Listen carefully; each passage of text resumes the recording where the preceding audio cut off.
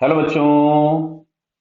यहां दिया गया है two identical balls A and B, each of mass 2 kg and radius R. Clear है? तो ये वाला बॉल ए है और ये वाला बी दूसरा वाला। क्लियर है? Radius R suspended vertically from inextensible string as shown in the figure. A third ball C of mass 1 kg, radius √2 minus 1 r, falls and hit A and B symmetrically with 10 meter per second. Speed of A and B just after collision is 3 meter per second. Speed of C after collision. Clear? तो देखो ध्यान से समझो। सबसे पहले ये जो distance हम लोगों के पास हो गई, ये हो गई 2r। अच्छा, ये A और C या B और C को ज्वाइन करने वाले जो सेंटर्स होंगे, इनके बीच का जो डिस्टेंस आएगा, जिसको मान लो हम कुछ भी x लिखते हैं, तो मिलेगा r तो हो गया A का रेडियस प्लस सी का रेडियस जो हम लोगों के पास मिल रहा है, that is r√2 minus are. तो जो x हम लोगों के पास आ गया, ये आ गया r√2। क्लियर है? बात को समझना ध्यान से। अब अगर मैं इस वाले एंगल को फाइंड करूं, सबसे पहले ये वाला एंगल, तो क्या दिख रहा है? ये डिस्टेंस हम लोगों के पास हो गया r√2 और ये दिया गया था r। तो साइन थीटा लगा लें। तो साइन थीटा से जो एंगल हम लोगों के पास अल्फा, जिसको अगर हम लिखें, तो ये हम लोगों के पास आ गया 45। क्यों? Sine alpha is equal to, आप लिखेगा परपेंडिकुलर अपॉन हाइपोटेनियस। मैं लिख देता हूं, चलिए यहां से। तो sine of alpha is equal to perpendicular upon hypotenuse, और हाइपोटेनियस था r√2, तो ये आ जाएगा 1/√2।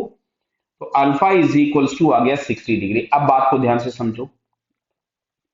ये जो C है वो A पर एक इंपल्स लगाएगी जो कि उसके सेंटर से पास होगा। इधर की तरफ में कुछ भी J लिख दिया मैंने।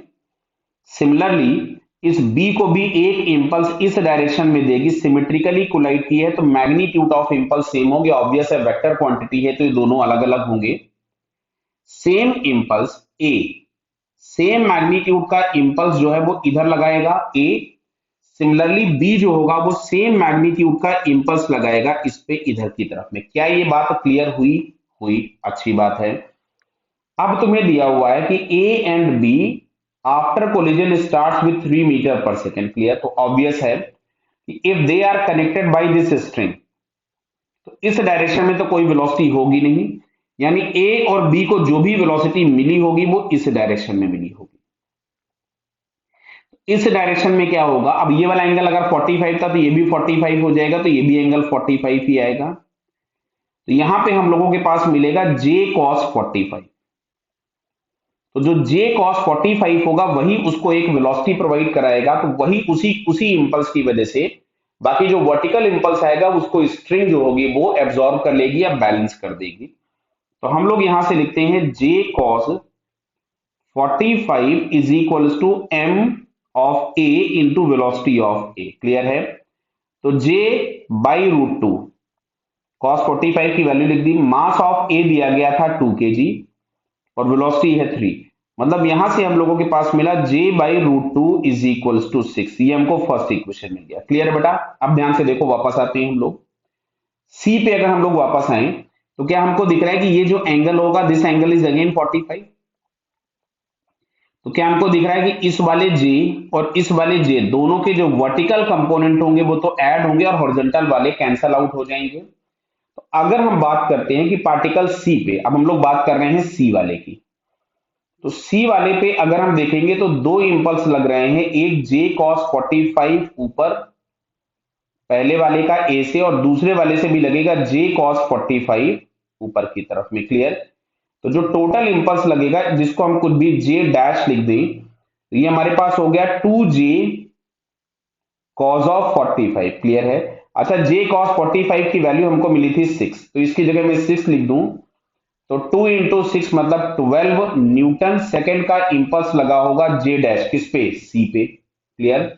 और ऊपर की तरफ में लगा है तो चलिए हम ऊपर के डायरेक्शन को प्लस लिख देते हैं।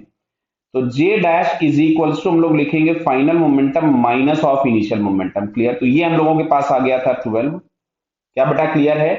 अब इनिशियली बोला गया था कि it is moving downwards with 10 metre पर सेकेंड। अगर वो 10 मीटर पर सेकेंड से आ रहा था तो मैं इनिशियल मोमेंटम यहां लिख देता हूं। तो क्या मैं उसको माइनस लिखूं m इंटू वी नॉट? क्यों? क्योंकि हम लोगों ने अगर इस जे को प्लस लिखा है मतलब हम ऊपर वाले डायरेक्शन को पॉजिटिव एज्यूम कर रहे हैं। तो ऊपर वाले डायरेक्शन को अगर आपने पॉजिटिव ले लिया है तो नीचे वाला निगेटिव होगा, जो कि हम लोगों के पास मिलेगा -10 केजी मीटर पर सेकेंड। क्या बेटा क्लियर हो रही बात? मोमेंटम केजी मीटर पर सेकेंड। अब यहां पे हम लोगों को लिखना था फाइनल मोमेंटम, तो हम लोगों ने लिख दिया m इंटू कुछ भी वी -10। क्लियर? तो ये आपके पास हो जाएगा +10। तो 12 is equals to 1 into final velocity +10। तो यहां से क्या हम लोगों को दिख रहा है कि इसकी जो फाइनल वेलोसिटी आएगी वो 2 मीटर पर सेकेंड आ रही, और ये प्लस आई है। कैसी आई? प्लस, यानी फाइनली जो ब्लॉक सी होगा वो ऊपर की तरफ में उछल जाएगा विद 2 मीटर पर सेकेंड, जो कि हम लोगों को 2 मीटर पर सेकेंड फर्स्ट ऑप्शन में दिया है। So it's first answer is correct. Clear बेटा? Okay, all the best.